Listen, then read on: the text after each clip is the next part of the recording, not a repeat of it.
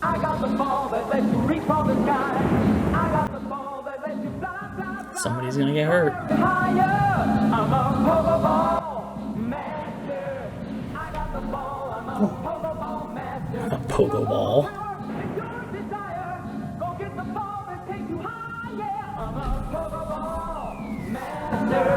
Pogo ball master. I got the ball, I'm a Thank God it wasn't a pogo ball. pogo ball master. Even though the pogo ball was invented in 1969 by two Belgians, it became a huge fad in the mid-80s. The fad lasted about 5 years and left millions of dead kids in its wake. Okay, maybe that last part isn't true.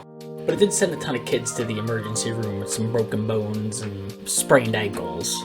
Remember, this was the 80s. Nobody was wearing helmets or wrist guards and none of that junk. If you cracked your skull open on a pogo ball, that's just the way you went out. If you Google pogo ball, it consistently ranks as one of the top most dangerous toys of the 80s, right next to jarts and metal playgrounds. Note to self, do a show on jarts.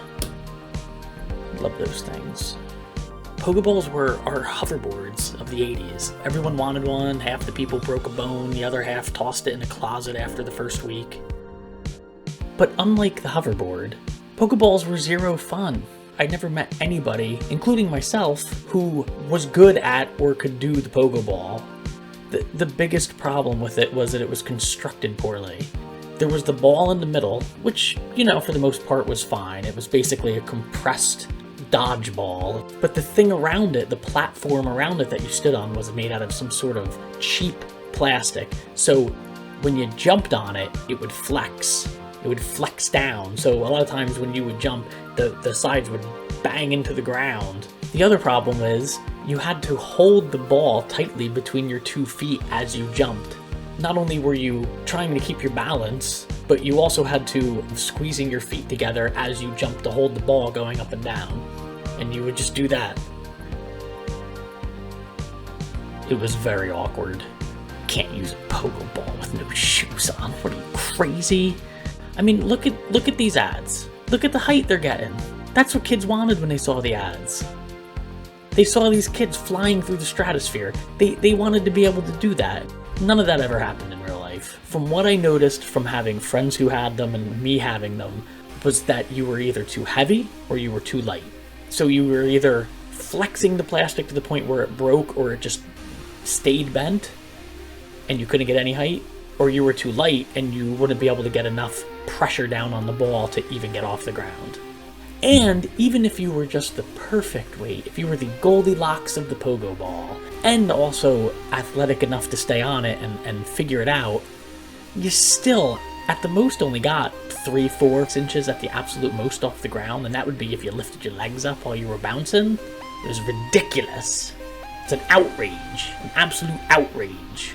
Basically, kids were getting them on Christmas morning. They'd go outside, they'd fall down 100 times in a row, then they'd go over to the grass and they'd practice in the grass to see if maybe they can get their balance that way, and then they would just go back inside, chuck it in the corner, play a little bit Nintendo, and that would be the end of it. There were no roaming hordes of Pokeball gangs running through your neighborhood.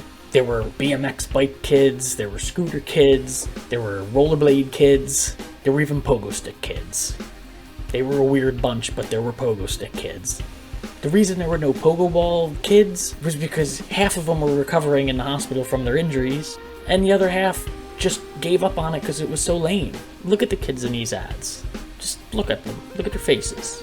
Not one of them's having a good time. Then, after a couple years, they came out with the Pogo Ball Blaster. Stop! Commercial!